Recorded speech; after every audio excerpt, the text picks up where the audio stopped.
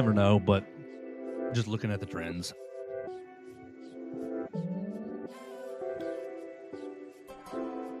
I bet our picture is going to be grainy This is today. the Joe Gaither Show on BamaCentral.com. Yeah, possibly. That's okay. My only hope is that the audio is not going modulating.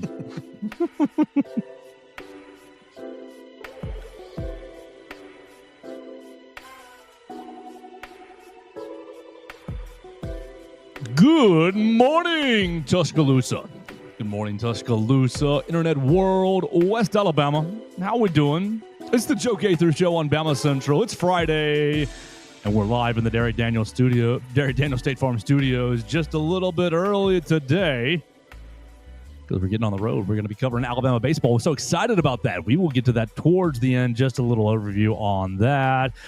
You're listening to the Joe Gaither Show on Apple Podcasts, Spotify, Amazon. We appreciate wherever you find the Joe Gaither Show on the BamaCentral YouTube channel, on our Facebook pages, on the social media machines at Joe Gaither 6. Leave us a comment, question, query, or complaint right there. You can leave us a voicemail like our friend Dax. Dax has a voicemail in the tank, 205-462-7340, extension 800. You can be like, Dax, Robert from Brookwood left one as well this week. Whatever's on your mind, you can jump in and let us know. We appreciate everybody who's joining us. We're here with Mason Woods. Big recruiting weekend. Mason's going to be probably very busy this weekend writing commitments. Maybe. Hopefully. We'll see. For the Crimson Tide, there's a lot of guys in town. We're here with Mason. We're going to talk about Alabama kickoff times. We're going to talk about Greg Sankey's final word in Destin yesterday. He had two different points that I want to talk about. This 7-page document about how strong the SEC is. We're going to talk about court storming, field storming, the new fines, the new systems for that. We're going to also talk about, oh my gosh, the worst thing in the world, NCAA tournament expansion. Literally the worst thing in the world. Do not do this. We're going to talk about that as well. So I've got 5 different topics on the chart today, and we appreciate everybody who's jumping in and joining us. With all that said, before we get into it, good morning, Mason. How we doing? You looking forward to the weekend? Yeah, doing good today. Like you said, big recruiting weekend coming up. A lot of guys going to be here for their official visits. Many of which have already named Alabama as a finalist, have already locked in commitment dates and things like that. So, for the guys that haven't locked in their commitment dates, though, we will hopefully be seeing some of them make that decision this weekend. We will see. All right, over under 1.5 commitments. 1.5 commitments. Because, yes, it is a huge weekend. What is it, 14 or so? 14 going to be here. Right, and all of them are 5-star pluses. The greatest 14 players that have ever played football in their lives are going to be on campus this weekend. But, look, we know how it works. 1.5. That's my number. Or should I set it at 1/2? 1.5 commitments. Are we going to get 2 over the next 4 days? Oh, it's tough to call. Yeah. We'll say yeah. We'll be generous and say yes. I think you're definitely probably getting at least one. Not exactly sure who it's going to be. I think a few of these guys are certainly kind of right on the fence there. I'm really interested by Kenny Darby, who locked in his visit this week, the LSU commit, because he's been committed to LSU for so long now. Doesn't really seem like there's been a whole lot else there. Just kind of a thing where it's like, oh, he made that decision a while ago and it's just been locked in. He doesn't have any other official visits on the schedule for this summer that I've seen. So it seems like he's really only trying to get out and visit one school. And I would imagine if he has a good weekend, maybe we could see a decision coming there. Mason Woods, you do make the connection with Kenny Darby, correct? I'm assuming it's the connection. I thought it was. Absolutely. The son of 2003 to 06 running back Kenneth Darby, who had, 3,300 yards at Alabama, 11 total touchdowns rushing. He got 2 more receiving, so 13 total touchdowns in his career. Looks like 3,600 scrimmage yards. Ended up being a 7th-round draft pick. Yeah, last year, his son Kenny Darby is a wide receiver. Last year, 100 receptions, over 1,700 yards, and 24 touchdowns. All right, come on, man. Yeah, I mean, that's quite the stat line. Not every day you see a receiver put up a triple digit in the reception category. I got a little problem with legacies going to rivals. A small one. Like, obviously, go make your best decision for yourself and choose where you go. But, you're a legacy. You don't want to go to Alabama, or the opportunity hadn't presented itself yet. That's just, it's both sides. Sure. It's a two-sided thing. Come on, LSU. You can't find your way at Florida State, you can't find your way at. You get Clemson, you can't find your way at. What's a good program? I don't want to shortchange the guy. You can't find your way at a good program that's not one of your father's biggest rivals. Yeah, that's fair. I kind of like it. Okay. I kind of respect it. I kind of respect the move. Go carve your own legacy out. I understand you can do that at a non-rival school, but if you're at that rival school, it's going to feel that much better when you get to stick it to your old pops. Do you see Justice Fitzpatrick? No. Whittled his list down to 5 schools yesterday. Man, I missed it. Well, I didn't send it to you because none of the 5 schools were in our network. So no, Minka Fitzpatrick's younger brother is down to, I think it was Georgia, Texas, Miami. I forgot the other 2, but they weren't any of ours. They weren't Alabama, Missouri, Boston College, or Vanderbilt. So he was down to 5, and the outcry was not Alabama. I mean, it's possible that he does have a standing off from Alabama. I'm not sure. I haven't followed his recruitment at all. But like you said just a minute ago, that's a two-way street. That's not just one player. It's not just the player picking the schools. The schools have to also be that interested in that player as well. And there's a decent chance that just given who Alabama's already going after in this class, they might not really be that interested in him as a player. They got a lot of guys. I think I'm assuming was he defensive back, safety, just like his brother. They've got a lot of guys. I think that they're going after that. They might be a little interested in more. Justice, I found the other 2. It's Georgia, Florida, Ohio State, Texas, and Miami. Pretty good crew though. Yeah. Come on. Best of luck to him. Absolutely, best of luck to him. Mason, dealer's choice. You want to go kickoff times, Greg Sankey? Yeah, kickoff times for Greg Sankey while I load Dax's voicemail. Ooh, let's get into these kickoff times. I feel like that's a nice, quick, easy one here. We can, not anything we didn't, I guess, not anything we weren't super expecting, I guess. I don't think, I don't personally think either of these games are going to be barn burners. Florida State, or, it's not in Florida. It's ULM and Wisconsin. Wisconsin will be moderately competitive for 2 quarters, maybe. But 2.5. Yeah, I don't think. I think not shocked by. I guess I'm surprised to see Alabama and ULM at as late as it is. Figured that would be an earlier game, but again, not overly shocked. I think it was just kind of all right. Where can we squeeze this game in? Oh, we got an opening there. Yeah, throw Alabama and ULM right there. I doubt many people were pushing one way or another for this game to be put in any specific slots. No, to me, so if you didn't see it yesterday, you can read about it on BamaCentral.com. Our friend Katie Wyndham handled it yesterday, writing that Alabama's kickoff time against ULM, Mason, just to let you know, 6:45. Is that what I saw? Is it 6:45? Yeah. And then against Wisconsin, 11 a.m. And so you already knew the Florida State game the week prior is 2:30, right? Yes, I think you're right. Midday game. Make that one should have been the night game. I know Florida State doesn't quite have the same draw that they've had in decades past, but they're still a good program. Like that should have been a night game. I think that's still 2 big brands of college football. They deserve the spotlight on that. And I think they fell victim to other games that are really, really good that weekend, so they kind of got pushed out of the spotlight. But I would have liked to have seen that not be a 2:30 game. I agree with you just for the heat factor. And that too, golly. But I think Alabama and Wisconsin got the same fate. It's, this is a good game, good marquee game. Yep. But ESPN and ABC, now I would have made the same decisions. ESPN and ABC ends up throwing Georgia. It's a triple header, and goodness gracious. They put out that graphic yesterday, like, everybody get ready. And it's like, I am ready. Yeah. I'm not moving from my couch that day. Actually, I'll be in Bryant-Denny, so we will be rushing home to watch the rest of these games. Alabama, Wisconsin at 11 a.m., and then it's going to flip to Georgia, Tennessee at 2:30, and then we will finish the night with Florida at LSU. Right or left? That's going to be a game. It's going to be a weekend. Mm-hmm. We got there's many good lineups in the early few weeks of the season. We got a lot of really good matchups this year. What is it? Ohio State and Texas playing. Was it week 1?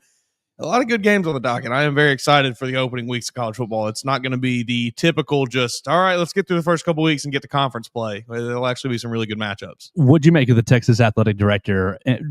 Recently, they were like, because Ohio State, they're playing that game at 11 a.m. the Texas athletic director, I guess Ohio State petitioned to get it changed to Sunday night because we want to have a night game under the lights. And the Texas athletic director goes, no. Love it. I respect it. He has no reason. He has no loyalty to you, Ohio State. Or why would he bend to your will whatsoever? That's absolutely the right call. Even if he wanted it to be a night game, you can't relinquish that there. I loved his reason. The first thing he said, well, why would we have a short week? I think they're playing like San Jose State or something the next week, like somebody but just like Western Carolina U. But he goes, why would why would we subject ourselves to a short week? And plus, I need to be at church on Sunday. Hey, good reason. There you go. So sorry, Ohio State, you guys do have to play on Big Noon kickoff. I hate Big Noon kickoff. It's terrible. They'll never make me love Big Noon kickoff. Doesn't matter who they put on there. It's not going to be for me. Maybe as we continue to get older, because I woke up real early this morning. Maybe as we continue to get older, that Big Noon kickoff is going to be more attractive to us as we. Yeah, it's 4:30. I'm getting up to have my coffee. Oh, I've been up for 5-6 hours. I'm ready for some football. Sure, maybe. One thing I'm noticing this Wisconsin 11 a.m. kickoff. I am thankful for that because I feel like it's going to keep those Wisconsin fans. Not that. Again, I think this is really going to be much a competitive game, but Wisconsin has rowdy fans that jump around in there. 11 a.m. It's going to be tough to get some folks up for that game. Probably a lot tougher than it would be if it was at 6:30 in the 6:30 in the evening. Wasn't it at 11 last year? I don't know. Was it? Were they up for it last year? Oh, brother. Man. Am I just sorely mistaken here? They're going to get up for it, even if it was a 9 a.m. game. Alabama 2024. Wasn't it at 11 a.m.? Well, there's no way for me to even tell, right? The kickoff times. I'm pretty sure it was. Well, hey, I guess those Wisconsin. I've not been able to attend a game at Camp Randall, so it was awesome. I've heard nothing but good things about Wisconsin and Madison, the city surrounding it and everything. I think it was at 11 a.m. because got out there. I'm pretty positive it was based on my memory. Now everything runs together. But okay. So the point that I was going to make was it was slow. I got to the stadium early because I thought, party atmosphere. These things are going to go crazy. And there was a couple houses doing some things, and there was a couple tailgating areas doing some things. It was crazy. They got into the stadium, they partied, they stayed, they were loud until jump around, and then it was exodus. And then when we left the stadium, it was just like, we didn't even play a game. We didn't even lose 42 to whatever 10. I mean, there's got to be something very freeing about being a fan of a team like that, where you just know basically most weeks doesn't really matter what happens here. We're just going to have a good time. So it's fun. So hopefully the Wisconsin fans come to Tuscaloosa and have a good time. 11 a.m. game. They can enjoy Friday. They can enjoy Saturday night on the Strip. Yeah. Yeah. Sure. Little Rounders, little Red Shed. They can certainly go down to the Strip on a Saturday night. Is for sure. That's an option that they have at their disposal. The fall Saturday nights are a little bit different than the slow spring Saturday nights. In my opinion, I think they're much more fan friendly. I think they're much more party atmosphere and much more. You don't have to watch your back as much. Yeah, I would agree with that. So I hope they enjoy that. And sweet, we're basically into the SEC schedule at that point. You've got all the non-conference games except for the Eastern. When they put the graphic out yesterday, I didn't look at it close enough. I thought they were just tweeting out. Eastern Illinois and ULM. I thought when I saw 11 a.m., yes, Eastern Illinois, 11 a.m. Get that junk out of the way. But no, I looked closer. I was like, all right, so we got the first 3 weeks determined: 2:30, 6:45, 11 a.m. You make your plans now. Okay. Yeah, I mean, I'll always please give me as many night games as you can have, but you know how they like to do it. There'll be a lot of what we think 2-3 on the whole year probably. Night games are so much fun, but from a working perspective, that 11 a.m. is perfect. Oh yeah, man. I'm not the person that has to go in. I just cover recruiting, so hey, it's great on a Saturday night. getting in the spirit, the lights on a Bryant-Denny Stadium. Yeah, that's real nice. So, and hopefully next year when Florida State returns, come on, Make it happen. We gotta Make it happen. We gotta. We'll give you the Wisconsin at 11 a.m. ESPN next year. Can we have Florida State at 6? I think it's only fair. You give Florida State their what I would call an advantage of having the earlier midday game where it's going to be hotter than the surface of the sun outside, and then they come to Tuscaloosa and they have to play under the the crimson and white lights. Yeah, I'm excited about all that. All right, let's pivot. So now, like you said, there's not much to get into other than letting you know what the times were and just our immediate reactions. Let's go Dax voicemail because I think Dax has a very creative voicemail. Let me see. Voicemail, video file, documents. Boom. All right, so you can call on the voicemail line at 205-462-7340, extension 800. I think Dax has a pretty creative voicemail on the docket today. Let's get into what is on his mind. What is up, guys? It is Dax again. So, I'm going to start this off with a question that I heard on another podcast. Have you ever seen Ryan Williams and Spider-Man in the same room? Nope, I don't think you did. You can't tell me Ryan Williams isn't Spider-Man, dude. So that got me thinking. I want to go through and compare some Alabama football players to superheroes from the DC and Marvel series, respectively. Because there's just too many Alabama football players just to do one or the other. So I'm gonna start it out with the Batman / Captain America role, the leader, and just the leader figure of the team. And right now at the number one spot, more for Batman, I've got the 3-time national championship winning QB AJ McCarron. That man could lead anyone. I would follow him through the dang desert if he wanted me to. Love myself some AJ McCarron. And then we've got Captain America from the first movie, Mr. Bryce Young. This man had to carry the entire military through the World War II in the first movie. And that's what Bryce Young also had to do on that 2022 team. I like that comparison. I miss me some Bryce Young. He was so nice. If he would have had weapons, dude, that team would have went so far. Oh, yeah, okay. Yeah. Oh, man. He was so nice. Next up, we've got The Flash. Kenyon Drake is the only player that came to mind when it came to this superhero. And then I've got honorable mention. I've got George Teague for the Miami play when he ran down that dude and stripped it from him from the back. I love myself some George Teague. That highlight makes my day every time I see it. Next up, we've got Spider-Man. Like I said earlier, haven't seen Ryan Williams and Spider-Man in the same room ever. So obviously Ryan Williams is up there. I say Ryan Williams is more Miles Morales. Then I've got the original Deuce, David Palmer. Dude was a goat.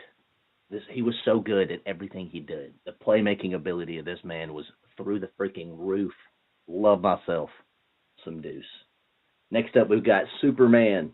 Only one guy for this role, and that man's name is Julio Jones. Big, strong, fast, has laser vision and frost breath. I'm pretty sure Julio had x-ray vision too. Julio was just broken. That man was so good. Next up, we've got the Hulk. There's only two choices for this one. I got Derrick Henry for obvious reasons and Rolando McClain for also very obvious reasons. They were just massive human beings on the field. And Derrick Henry literally tossed a lineman. He tossed a lineman with one arm. Oh, my God. Next up, we've got Doctor Strange. This one I've got Minka Fitzpatrick and Pat Surtain because they could literally teleport to wherever the ball was at. I like that They too. were literally teleporting all over the field when they were in there. Oh, God. I miss me some Minka at Bama. He was so good. Next up, I've got Deadpool, the talker, Tony Brown. He's the only one that I can freaking think of for Deadpool. For so many reasons. Tony Brown was so good at pissing people off. It was amazing. Next up, I had to put Tua in there. I gave Tua Hawkeye because of the precision that Tua has. Man could put a ball wherever he wanted to on the field. Love me some Tua. Next up, I got Ant-Man. Cyrus Jones, the pipsqueak that could outrun everybody. At least it seemed to me like he was shorter than everybody when he was on the field. But holy crap, the playmaking ability of Cyrus Jones was nice. It looked like he was just shrinking and getting around people the whole time. It was great. Then I got Cyborg, Mr. Reuben Foster, because of that back plate. Cyborg could also hit very hard, but mainly because of the back plate. That's all. And then the last up, I got Iron Man. And this is strictly going off of smarts. I've got the Rhodes Scholar himself, Greg McElroy. Dude was just, putting in that work in the books off the field. We love Greg McElroy. I do. I don't know how Bama fans feel about Greg, but he is one of the most unbiased college football reporters on the face of the planet, in my opinion. And then honorable mention, Barrett Jones, Mr. 4.0 GPA. Dude was just the most decorated football player ever. All right, that's what I got for my Alabama football players compared to superheroes. Hope y'all enjoy and let me know what y'all think. Roll Tide. What a concept. What a concept. One, I appreciate you putting a lot of work in You and really thought. put a lot of thought into that. Yeah, that was about a half dozen, eight or so superheroes, all paired with Alabama players. I love the concept. So, who did he get wrong? Who did he get right? What did you think? You can leave us a voicemail like Dax 205-462-7340 extension 800. Yes, we are nerds on this show. I have no shame in that. Big time. DC or Marvel? Historically, I've been more of a Marvel person, but more recently, it seems like DC has stepped up their game a little bit. Some of these new movies look pretty good. I grew up on DC stuff because Batman was always the guy. Dude, yeah, the Dark Knight series, that trilogy, one of the best. That's one of the best trilogy of movies that's ever been made. But Marvel's awesome. And Deadpool probably my favorite superhero there is, just because of the regenerative factor and the not giving a care. I'm just gonna be me. Love the authenticity. Of Deadpool. All right. I wrote what? I wrote two corrections, in my opinion. The Flash. He ended up with George Teague, was that right? Kenyon Drake. Kenyon Drake, yes. I wrote Jahmyr Gibbs. Yeah, I would agree with that. I think it's got to be it's got to be either him or Jameson Williams, one of the two fastest guys that has been through the program probably ever. I like the pick, don't get me wrong, but I think those two guys, just a little bit faster, one tick above. Yeah. And then for Superman, I liked his pick, but I cannot escape the Superman sack, Jonathan Allen. We didn't do 93 yesterday because of we were hijacked by LeBaron Philon's news. So for yesterday's 93, and because of the Superman sack, the dive or whatever through the Texas A&M line, I like Jonathan Allen as Superman. But I love all his picks. He has Derrick Henry as Hulk. Like when he was talking about Superman, I first wrote Derrick Henry, then I got to it, and I was like, no, that's a good pick. Hulk is a good pick. Rolando McClain as Hulk as well is a good pick. What did you think of his list, his creativity? I thought there was some good ones. I came up with a few as well for guys that are on this year's team, and then I do have one former player. Dijon Lee, Mr. Fantastic. Extremely long. You can stretch out and reach everything. Yes. Bray Hubbard is Wolverine. Yes. Small, little compact frame. He's going to light you up. That's all Wolverine does. And then Parker Brailsford, I don't know if you're Juggernaut, the guy that wears the big helmet, just bowls people over. And then Jalen Hurts, my one former player, has to be Silver Surfer. Just extremely stoic, speaks completely monotone, is always thinking about some big concept. Yeah, that one felt right to me. I love all those picks. Jalen Hurts coming back after OTAs. And they're like asking him about, how's it feel to be a Super Bowl champion or something? And We're here to talk about next season. Never even biting. We're into 2025. We're trying to talk about this year's team. He's a true protege of Nick Saban. Oh, yeah. Yeah. He really embodies that whole Alabama media training.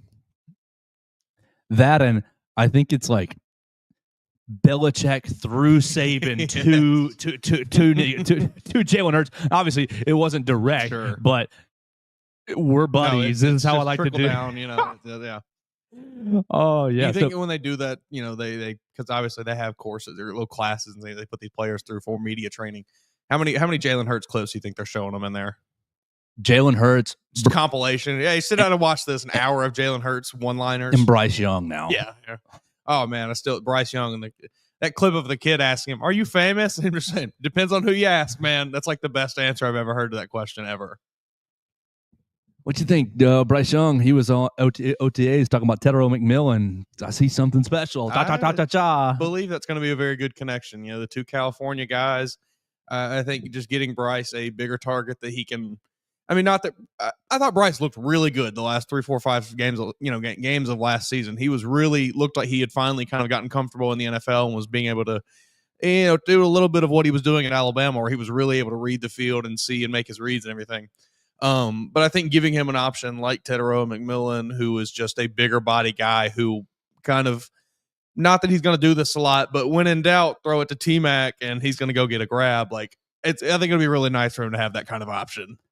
Yesterday, this young man, Jacob Gibbs, tweeted, Gibbs, Fantasy Football Today newsletter, tweeted a 10.5-minute video of Bryce Young under pressure in 2024. Guys, football plays last 7 seconds. Maybe 10. Ooh. Maybe 10 seconds. And that's crazy. His clip says, "This is one of the longest verse pressure videos that I've ever made," which is telling in and of itself. He played fewer games than most quarterbacks too. And when you see all the plays, you gain a real appreciation for what Bryce Young showed us in 2024. This is at Jacob Gibbs, JA Gibbs _23. 10.5 minutes, 10:17 of Bryce Young just dodging bullets left and right, trying to move this Carolina offense down the field. So hopefully he's able to do that. Hopefully he's able to stay alive this year, not get ear-holed by some of these angry defensive linemen. Yeah, last 3 games of the year, 7 touchdowns to 0 interceptions for Bryce Young. So I think he started to figure it out a little bit there at the end. I kind of like Bryce Young as a little bit of a Doctor Strange type, putting it through the portals. No, I don't hate that. Put it through the portals. Wizard man, space-time continuum. Yeah, he just snaps the ball, eyes roll back into his head, and he just floats above. Yeah. I'm up with that. Great call, Dax. I appreciate your call and the concept. If you got Alabama players that you think are comparable to superheroes, go ahead and hit us on the voicemail line, 205-462-7340, extension 800. Let's pivot real quick to 92 days. It's 92 days away from Alabama football, and we'll just go right into Jeremiah Beaman because he is the 92 on the roster. And I think Jeremiah Beaman's going to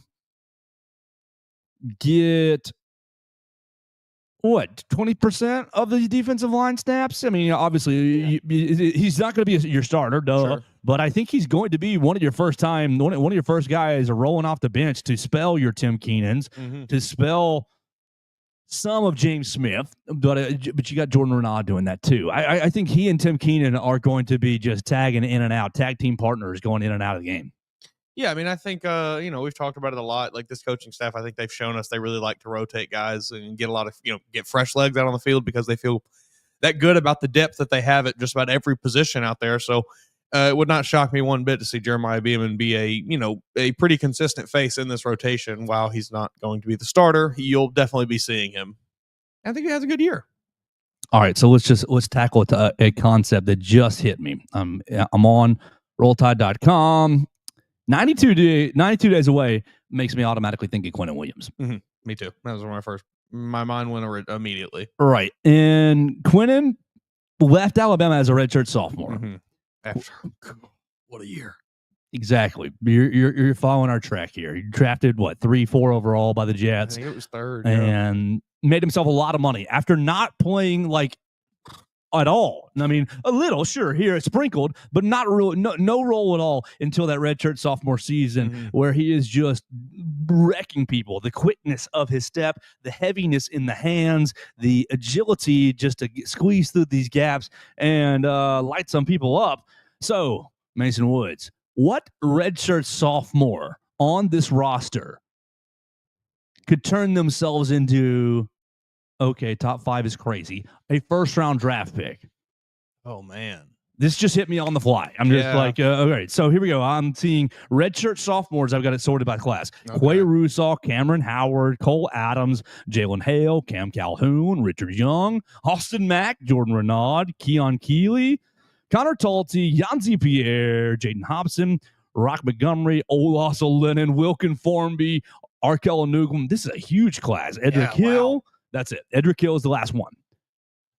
I mean, I think the answer, I guess, has to start with Quay Russaw, right? I think that has to be your answer there. Quay Russaw with a dozen sacks gets himself as a first round pick. I think that certainly would do it. Man, I would love to see him and LT Overton combined for about 25. Like, oh, that would be great. Just crunching teams from each side of the line. Yeah. But yeah, no, I think that would. I think Quay Russo is probably my answer there. Not many of those other guys do I really think have much of a chance of even play. Even some of the offensive linemen, Olasa, Lena, and Wilkin for me. I don't really think either of those guys are much on NFL radar right now, given if they get 2 years of starting ability under their belt, this year and another season, they might be there, but I don't think they're necessarily candidates to do it after one. Quay Russo is probably my answer there. Let me make sure that Roll Tide did get spun forward. Yes. Okay. Richard Young. AK Deer is listed as a freshman. Good. Okay. It is spun forward to the next year. Yeah. Richard Young, redshirt sophomore. So I like where your head's at. I think you're right with the offensive lineman. Probably going to take him another year to get on the radars. But I'm going to throw two at you that I think, this is Coach Saban. Throw some bleep on the wall and see what sticks. But Cam Calhoun, cornerback, and Jordan Renaud, defensive lineman. I think if both of those guys get enough run to where they say, oh, the skills are there, the tools are there, the shell is there, we want you, buddy. You did enough. I think those two guys could. I mean, you made a great point. It's going to be hard for them to crack the field enough, but I really like Cam Calhoun. I think he's a guy who, I do too. I think he's somebody that could surprise everybody with how much he ends up playing this year. I agree. I think he could, very much be, someone that steals Slot some playing corner. time from someone else. And it's like, oh, who is that guy? And then, take the Husky role all for himself. yes, I think he could definitely do that. I mean, we only got to see him at spring, but he looked very, very impressive in the little bit we got to see there. If Richard Young breaks out for I'm the second running back, but I showed you enough. Josh Jacobs type year. Quentin Williams, what a monster! I was going, that's what a monster! Man, yeah. Quentin, what he did was very rare. Like that's not, right. That is not like what he did is not something that's going to happen very often, hardly ever. Like very, very rare what he was able to do. He was so extremely dominant that year, and now, I mean. Not to say his brothers aren't good NFL players, but I would imagine a lot of his dominance has helped his brothers get on NFL rosters as well, because now he gets to play with both of his brothers on the Jets. I thought it was just one brother. One of them, I think, got signed as an undrafted free agent, so I don't know if he might have already been cut by now. Okay. Who knows? But regardless, Quentin Williams, that was crazy what he was able to do that year. And just unblockable. Yeah. Going from hardly playing to my hands are so quick, you are not going to touch me. His swipe the hand away, was just like a grizzly bear. Right. It's just it was insane. He's so scary out there. He was so quick off the ball, quick hands, quick feet, and then just so much power. What was the question? Something about Kyler Murray. What do you think about Kyler Murray winning the Heisman or something? I don't think Kyler Murray is really no comment. Yeah, Roll Tide. And then, he goes to his pre-draft process. He sneezes and then, bless you, thank you. What a guy. Love him. Oh, man. No, it was so sad that we only got to have him for 1 year. I mean, I know he was here longer, but wasn't a premier player or a featured player. Man. No, I think, I like Richard Young as far as the other players in this redshirt sophomore. I think, we mentioned Josh Jacobs just a minute ago. I was going back the other day and looked like that last year that Josh Jacobs had, he did not crack 15. He didn't get more than 15 touches, and I don't think it's in maybe one game that whole season. And the guy was picked 7th or 8th overall or something to the Raiders. Yeah, that last year with Alabama, he ended up with 640 rushing yards. Come on, 640 rushing yards, 250 receiving yards. Yeah. His final year at Alabama, it was 887 yards from scrimmage for 14 touchdowns. Richard Young, the bar ain't that high, bro. No, all you got to do is show. All you have to do is show the NFL what you can do. They will find you, especially at Alabama. Absolutely. So 92 days away from kickoff. We appreciate Dax's voicemail. I'm having a little fun today, man. The juices are flowing. We love it. We are a little early today just because we're going to Hattiesburg. We're going to Hattiesburg with Will Miller, Theo Fernandez to cover Alabama's baseball regional. You can follow that on BamaCentral.com, Alabama Crimson Tide on SI. Follow Real WB Miller for the real baseball news. He wrote a breakdown of Miami, I don't know, yesterday, day before, like very, very informative. I'll tell you something that I found funny. I had a friend, I was doing the SEC tournament this past week. And I had a friend go, "Are you covering the tournament?" I said, "Yeah." He said, "I can't tell by your tweets." I said, "Oh, yeah. You're right. You're right." I'm terrible at using the social media.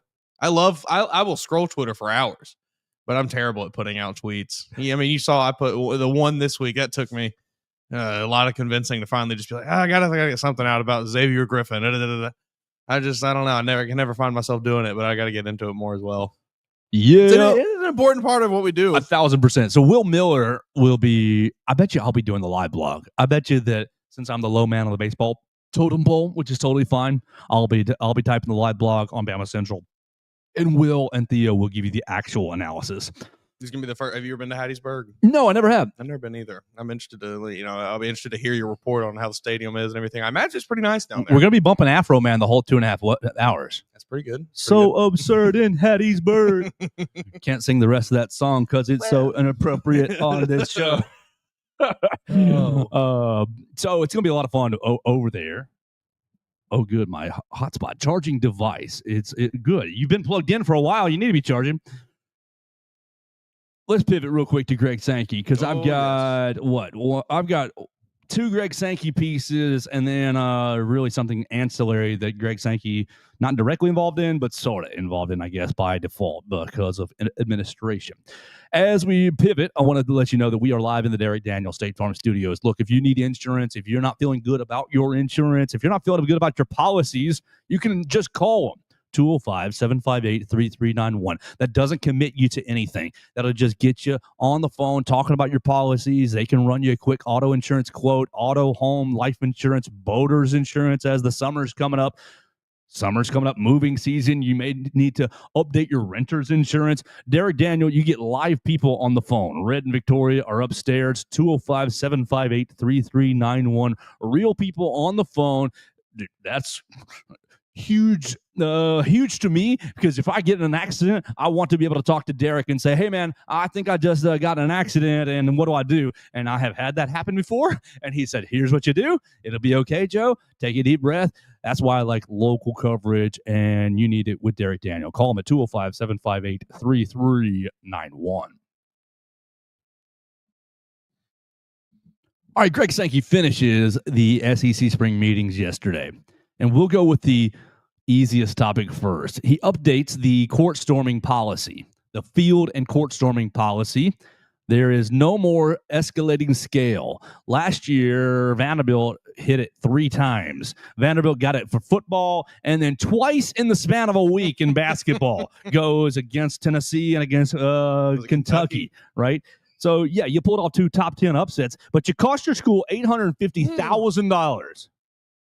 After the Kentucky court storming, Vanderbilt imposed a self-imposed court storming policy of, we'll let you on the floor after everyone clears, you can party on the floor. And that is a way to mitigate this policy. You can, if you allow the visitors to clear the playing surface, then the rest is up to you. Clemson comes to mind, right? Clemson always is on the field. Yeah, I never really followed. I wonder how that worked for them this past. Did they have any more? I don't think they had another like historic big time moment.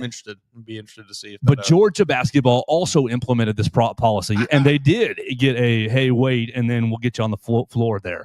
The new policy is as such: 500,000. Period. Doesn't matter. First time offense doesn't matter. 500,000 every time. 500K to the opposing school. And then we'll determine if we need to ramp up extra escalation. Mason Woods, what do you think about field storming, court storming, just the whole concept, and Greg Sankey charging these schools, charging these hooligans a lot more? I mean, I think it's a valid – it sucks for the school because, like, at the end of the day, school has really nothing to do with whether or not it's all just – there's thousands of people there. If they want to storm the Hire field, they're better going security.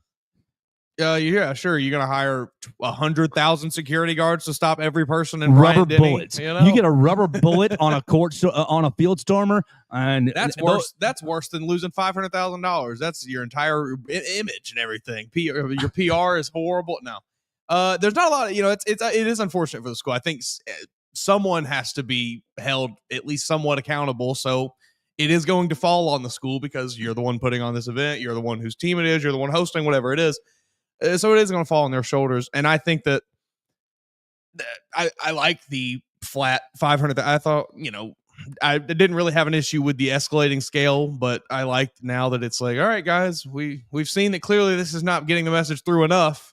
So let's just ramp it up just a bit. Flat $500,000. Because what was it? 250 and then 250. It was 100. It was 250, okay. and then it was 5. That's it. So okay. what ended up happening? Oklahoma, their first offense this past year, they ended up getting fined $200K. Why? Because they rushed the field early. You get an extra $100K for being on the field early. Ole Miss got fined. It was their second offense. They've been paying out because they had obviously the whole thing with the mustard bottles and that was Tennessee, wasn't it? Right. To Ole Miss, yeah.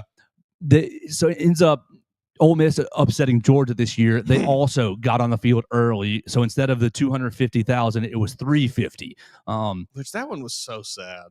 If you're gonna rush it, wait till it's zeros. Well, sure, obviously you got to do that, but also Ole Miss has been a 10-win team for 3, 4, 5 years now, but they still see themselves, man.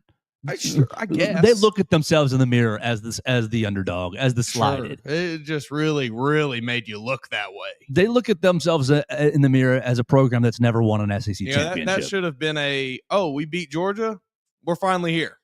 Not oh my God, we beat Georgia. This is never going to happen again. It probably never will happen again, but you shouldn't have treated it that way. I wrote about this for the Vanderbilt site, and I was on the field at Oklahoma. Mm-hmm. And I'm just filming just because I think this is a good.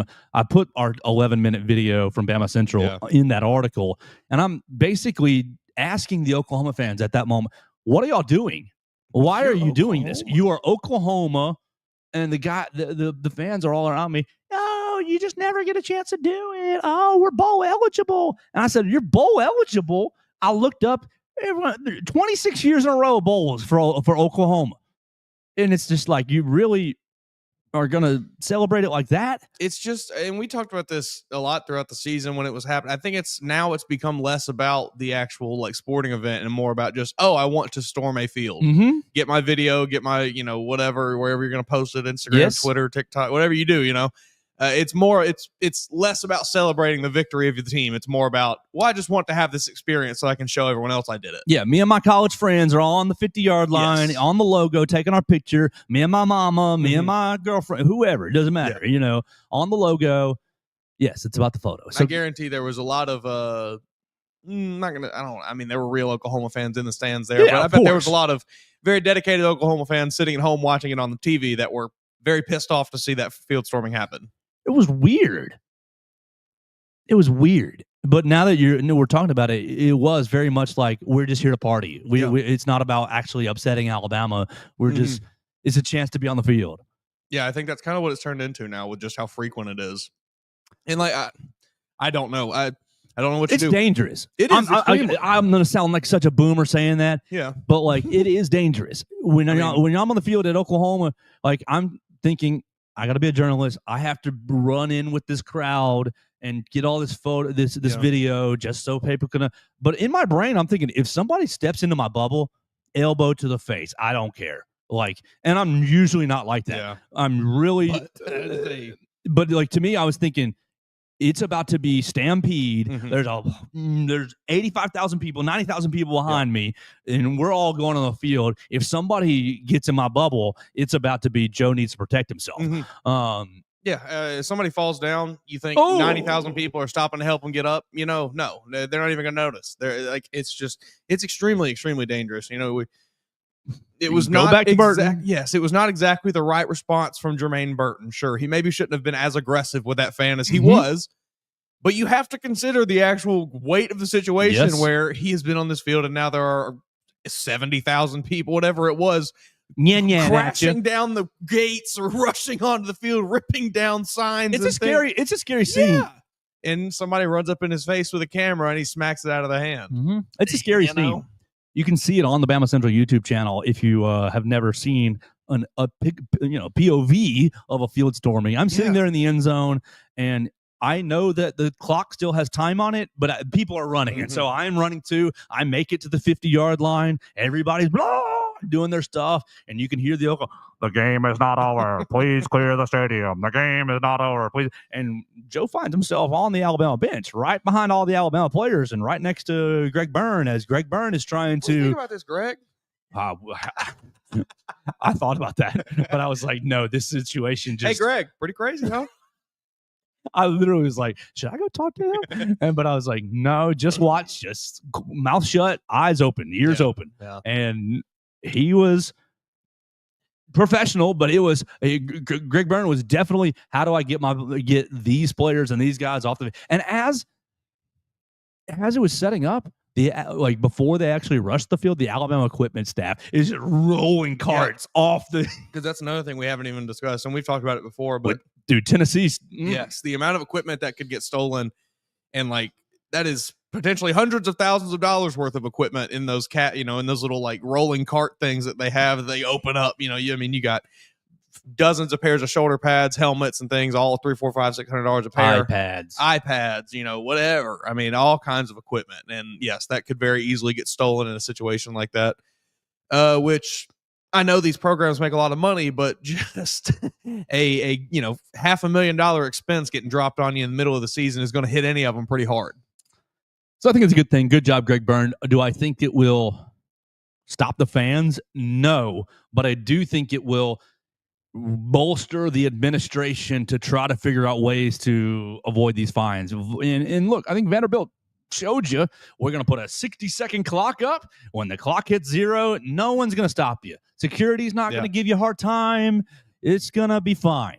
I think that's a great way to now. We need to do that and then trick them. Once they all get onto the court, you're lock arrested. them in and never going to jail. Lifetime ban, baby. Face scans. You are never in this stadium again. Have we? And I'm sure we've discussed it, and I probably just don't remember. Whatever. The money that gets paid, is that paid directly to the SEC, or does it go to the opposing school? Okay. Yeah. It's like we're sorry. Yes. Maybe this will help some of the equipment. So I think it's a good thing for Greg. I think so too. Okay. Was it Peter Burns? I like this. Somebody tweeted all 7 pages of this document. Was it Brandon Marcello? I think it was Brandon Marcello. I have it in my Brett Murphy just tweeted a little one page of it. Right. But I got so many dang likes. I'll tell you what I am seeing here. This is not really anything notable, so we can just get through it quick. I did not realize this, but did you know that coordinators are in the college football game now? I saw that yesterday, but I didn't realize it either. Are we gonna get Ryan Grubb in the game now? Yeah, sports. Maybe Nick Sheridan. Do they put co-coordinators in the game, or do you got to be the only guy? Come on, Heather. I thought it was you, Heather. Maybe it was Brandon Marcello. Brandon Marcello. Either way, in my opinion, at least. Oh yeah, it was Brandon Marcello. Perfect. Brandon Marcello, B Marcello on the Twitter machine, shares all 7 pages of this document. The SEC ends its spring meetings by giving the powers to be, the media, a 7-page document titled "A Regular Season Gauntlet." This comes off as so desperate, whiny, so whiny and desperate, and just look at me, please. The facts are accurate, but the perception is just horrid. All right, just because you don't have to do this. Like, anybody that really knows, anybody whose opinion is really worth anything in this discussion, they have a pretty good understanding of just how good the SEC is and what they're, what kind of schedules they're going against.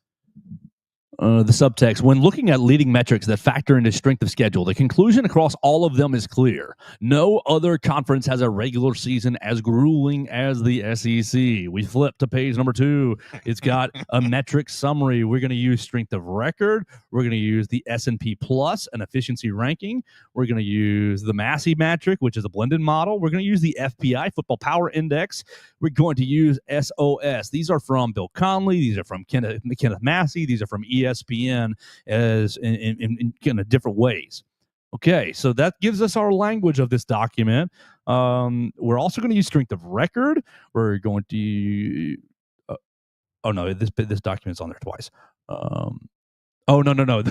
The first document lists the metric. It gives the summary of what it is.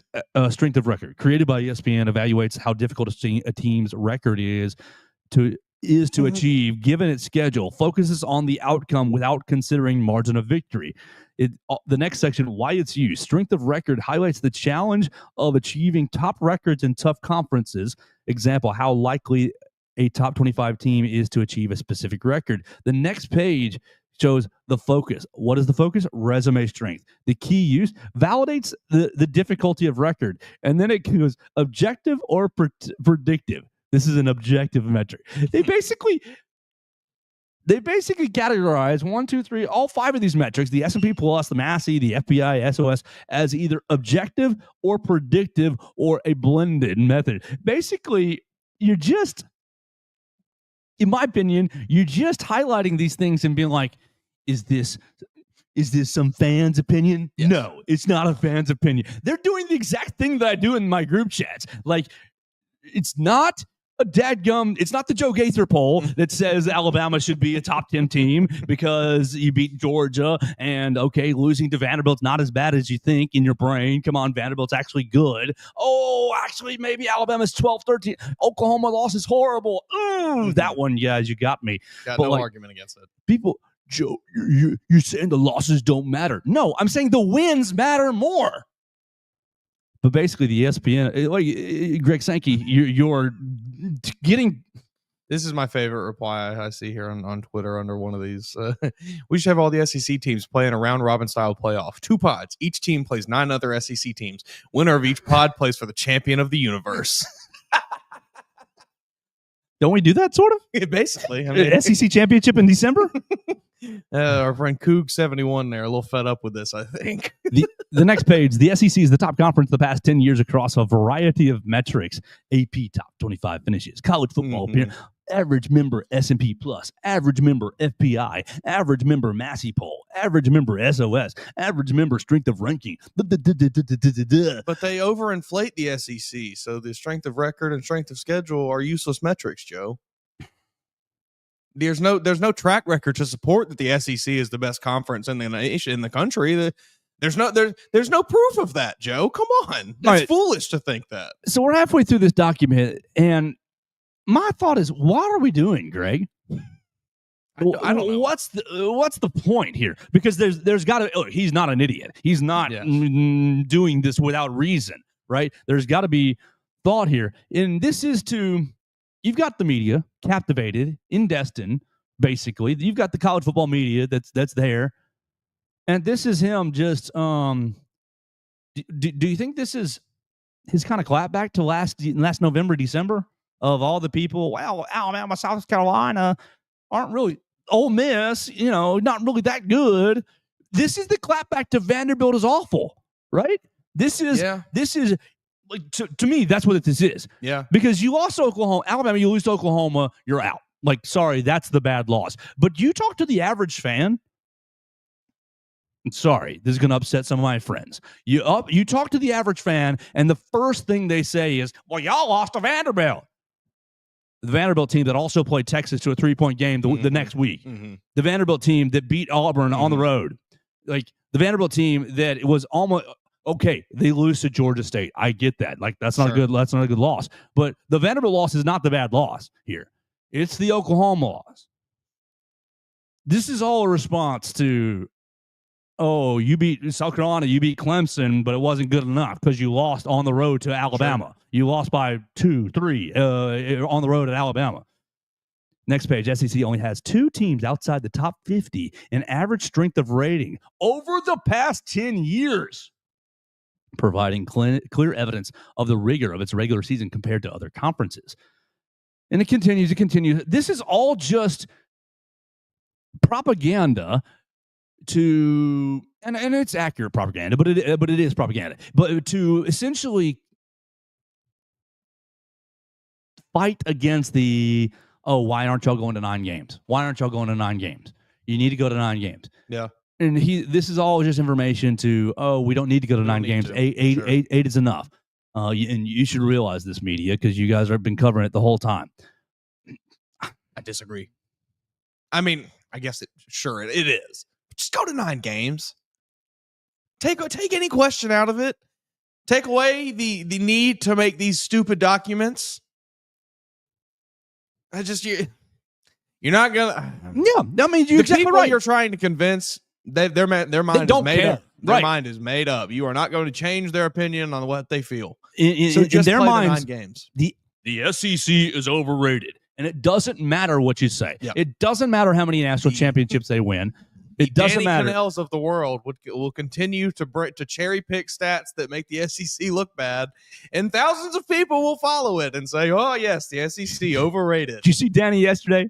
It was at Vanderbilt, Georgia State, because I just saw that come through my Twitter feed. No, well, maybe. The one that I saw from Danny Kanell was SEC was so tough that a school from the Big 12 could come in the first year and play for the title game. Response I saw was, well, the ACC was so tough that a school from Group of 5 could come in and play for the title game. SMU. It's like, use your dang brains, people. Oh, yeah. I think it does not. You are not going to change people's minds. This is going to be really mean, but like stupid people, you're not changing their opinion. Stupid people are going to continue to be stupid. There's a lot of stupid people out there. Stop trying to argue with a stupid person. Just play the 9 games. Then you can't argue. Then there's no argument. Exactly. There's not an argument. We're not even having a conversation. Just play the 9 games. Play the 9 games. You heard Oklahoma and Texas basically saying, we're in favor of the 9 games. I think it was Oklahoma. We're in favor of the 9 games because of our rivalry with Texas. We can play neutral site in Dallas, and then each program can have 4 home games, 4 SEC home games. He says at 8, it's kind of one program has 3 home games, one has 4 because of the neutral site location. I didn't even think about that. That's pretty good. I guess same goes for Georgia, Florida. I mean, it will end up being a little bit imbalanced for some programs. You have 5 one year, you have 4 another year. But to me, it just makes too much sense. Yeah. It just makes too much sense to erase ULM off your... You want to keep your Eastern Illinois? I hate you for that. But I know you're going to do it. Erase ULM off your schedule. Well, I guess in this case, for Alabama, they would be erasing a potential Wisconsin or Florida State because, we can't add another Power 5 game. Okay, fine. It stinks to not have that marquee game, but at least you're playing. The arguments are eliminated, and I think that's what I would really strive for. Yeah, no, I agree. It's just insane that we're still having this argument now. Just play the 9 games. All right, one more topic for us after we tell you about Warren Tire and Auto. So my name is Russ Warren, and I'm one of the owners here at Warren Tire. We started in 1961. My granddad on University Boulevard, so we've been kind of a staple here in the Tuscaloosa and the University of Alabama community since then. And so thankful to be in the 3rd generation. And we have 2 locations now in Tuscaloosa. We're right here at the 15th Street location right now where we just do tires, brakes, and alignments mostly here. Our university location does oil changes, engine work, air conditioning work, front end work, the whole 9 yards. And so any of our 2 locations, you can come check us out.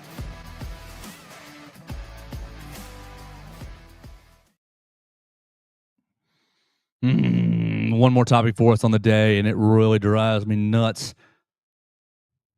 So many people think that I'm like, look, okay, all right, never mind. Look, the NCAA tournament does not need to be expanded. Period. I didn't know how to get into it, but there it is. There's the take. You do not need to expand the NCAA tournament. No, Charlie Baker, on Thursday, says he sees value in expanding the NCAA tournament by a handful of teams and wants to reach the decision in a matter of months. I would like for him to give me detailed reasons or detailed examples of the value that he sees in that, because he can't. Other than, I'll make more money. It drives me crazy. That would be the goal, to try to do this for next year. We've been talking about 72 and 76. So, okay. Bill Self is speaking from the Big 12 meetings. He said the league's coaches would be in favor of expanding the NCAA tournament. Of course they would. We all want to get in. We all want an NCAA tournament appearance on our resume. Of course you would. There is a very clear path of how you get into the NCAA tournament. Extremely clear. For all the hell we give the college football playoff, the NCAA tournament has a very laid out path. Now, my issue that it's going to get expanded. It'll happen. It's money. It's more TV, more TV revenue and everything, more sponsorships. So here's what we need to fight for, because the fighting against expansion is pointless. It's futile. It's going to happen. You're going to go to 72 or 76. What you need to fight for is not the 14th and 15th and 16th SEC school.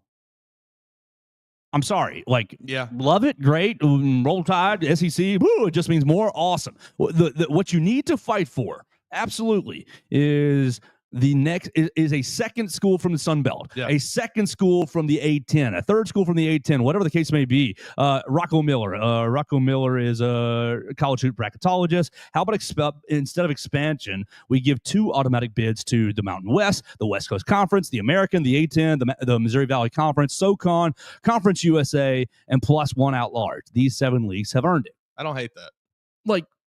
Your two teams that play for your conference title get to go to the tournament. There's no reason that St. Mary's and Gonzaga should be worried that their loser gets left out. Now, obviously, those 2 programs have kind of worked themselves past that. But you get, my cousin who went to UTC. UTC had a good year, but they ended up in the NIT. That could have been an NCAA tournament team.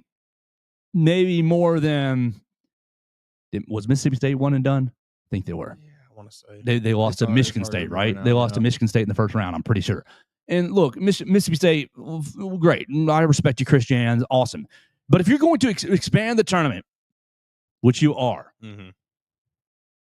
you have to not make it about the 15th team in the ACC, the 15th team in the Big 12, the 15th team in the SEC. People gave me a lot of hell this year because of how many teams in the SEC qualified. I think you earned it, basically. Just about all the teams that did. But you don't throw South Carolina in there just because they got their doors blown off by every other SEC school, and they've got talent. Right. That's what I would encourage the college basketball media to start fighting for. Instead of, because expansion, look, guys, it's a losing argument. The money people are going to do that. Yep. So you need to be fighting for Austin Claunch's UTSA. Yep. You need to be fighting for Charlie Henry. Yeah, Charlie Henry. State. Right. Well, he's at UCF now. Oh, yeah, that's right. But you're exactly right. You need to be fighting for Brian Hodgson at UCF. You need to be fighting for Charlie Henry at Georgia Southern. You need to be fighting for Antoine Petway at Kennesaw State. Bama's going to get in if you do the right things. The path's going to be right. And if you're an SEC school that's found yourself on the bubble and you're out, you deserve to be there. Yes. I'm sorry. It's harsh and sucks for you, but the path is very clear. Go a little above 500, win some in-league play, win some non-conference action, schedule well, and win some in the non-conference. And don't be embarrassing in your conference tournament. You're gonna be in the tournament. Here's your 9 seed. Yeah, I mean Vanderbilt was in this year. Vanderbilt was not an elite SEC school. They got a couple of good wins. They won some non-conference games. But when Auburn came to Nashville, Auburn blew the doors off of them. But Vandy still gets a 10 seed because of the path is clear. Yeah. To me, the college basketball media needs to stop fighting expansion. John Rothstein, You're exactly right. Expansion is horrible. Expansion is the worst thing that could happen to the sport, but it's going to happen to the sport. So we need to pivot and fight for the small guys. Yeah, I am in complete agreement with you. I think that would be great. We don't need to see the worst teams from the best leagues in the league. And there's a reason they were the worst teams. Like, that's about my only point there, because I think because I think that it's futile to talk about. We shouldn't expand it. It is a perfect product. It's a perfect product the way it is. When you put in the first four in 2013, 14, 12. Dude, we talked about first four with Theo once, and he goes, "It's always been there, right?" Oh, I was like, I remember it happening. I am old. I remember the move. I am old when I remember Dayton being a thing. Okay, you put the first four in, and I hated it, and still do, and still wonder if it's even part of the NCAA tournament. No, you're in a play-in pod in Dayton. I don't really consider it. But you did it. Okay. The Dayton economy is booming for 3 days. Great, and good for them. They did, I'm for all of that. You're gonna expand it again. Just make sure you do it right. Just do it in the best way possible, where not your South Carolina this past year gets in. Sorry, Nick Pringle, we love you, buddy, but like, didn't deserve to be in the NCAA tournament. This same argument we're having with the college football playoff. Expansion is inevitable. Just please do it right. That's all I got today, Mason. Yeah, that's all I got today. All right, please leave us a voicemail at 205-462-7340, extension 800. You can leave us a comment at MAWoods _ at Joe Gaither 6 at BamaCentral. We see you on the BamaCentral YouTube channel. We see you on the Spotify, Apple Podcasts, and Amazon. You leave us a comment right there. You make me so happy. We're going to talk to you on Monday on the Joe Gaither Show on BamaCentral and BamaCentral.com.